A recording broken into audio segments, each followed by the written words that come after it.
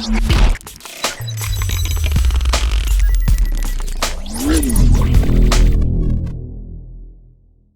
guys, how it going? This is Spark. We're back here in Elite Dangerous on another shipbuilding guide.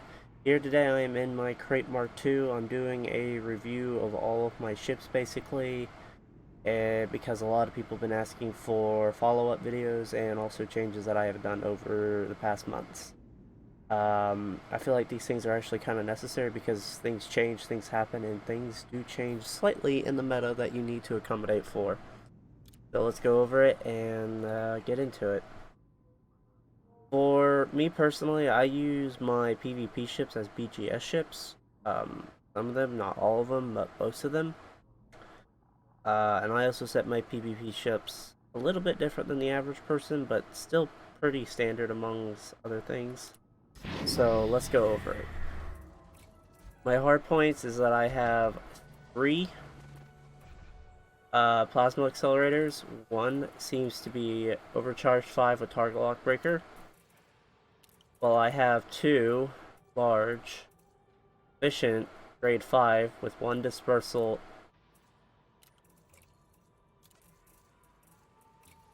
and 1 dazzle.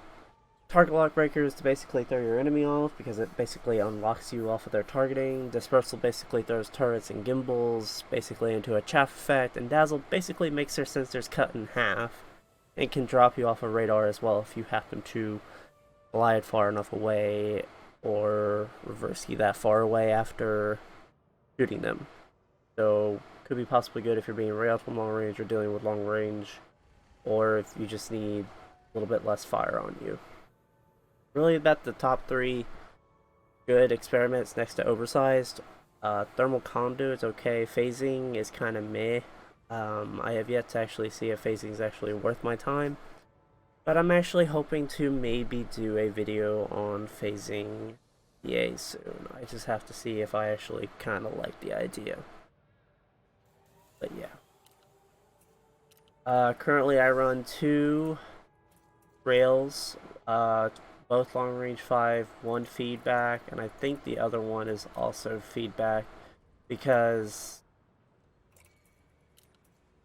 I do like Super Pen, don't get me wrong, but I feel like with the way the meta is right now, it is getting kind of a hull tanky, less shield cell banky kind of thing, but I feel like still canceling shield cell banks on big boys because they're still very much a thing.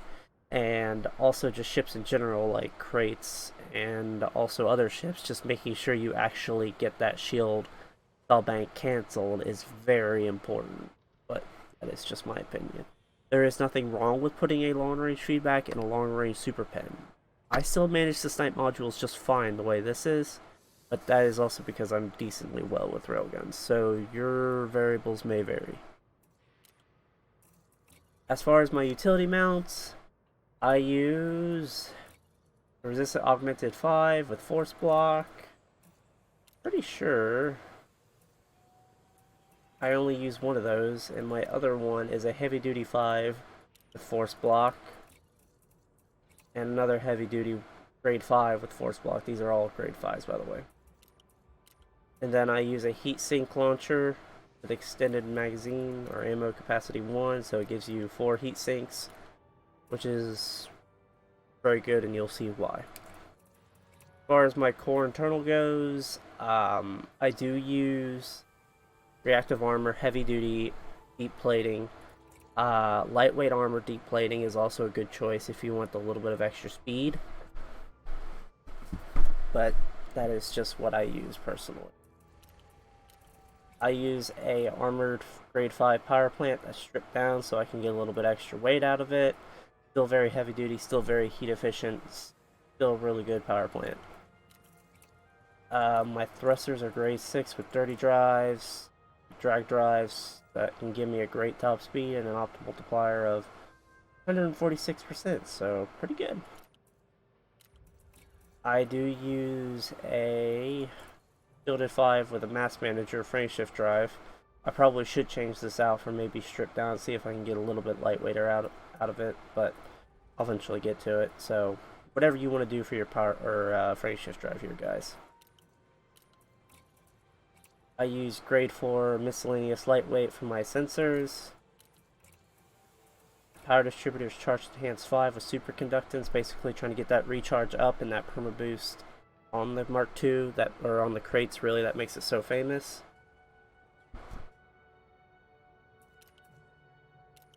And on to the sensors. This has miscellaneous lightweight 4, also to help with the weight and also just to help with some speed. And then you can put as much fuel as you want on this also. I just use 8 tons. Really whatever makes you happy inside. As you guys know, I'm famous for my Mark II because it is a hybrid build that me and Pharmacist has kind of purified / made, that we've built together. I'm very happy to work with him on the crate alongside a couple other people. But this is kind of what we've come to the conclusion of, is just using it as a hybrid. It's basically a shield tank / hull tank. It favors more on the shield tanking, but that's just because it can hold these big old shield cell banks. So I have a 6C Bioweave that is thermal 5 with fast charge, and a 6A and a 5A shield cell bank with a rapid shield charge 4 with recycling cells. You have to get the rapid charge 4 from Colonia, guys. So if you're confused of why you can't find this, no, it's not because I'm hacking, it's just you have to go out to Colonia and get it. You can only get grade 3 here at the Bubble in Shinrada Desra.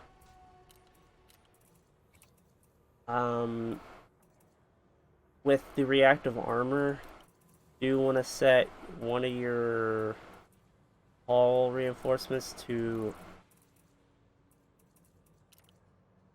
thermal resistant and deep plating, so it can't, or basically helps alleviate some of that negativity towards thermal. So you're still not like screwed against it, so it kind of evens it out pretty well. Also, disclaimer: this ship does need the Guardian Shield reinforcement packages also, so make sure you have them. And then we have a 5D and a 4D hull reinforcement package as heavy duty hull reinforcement 5 with deep plating.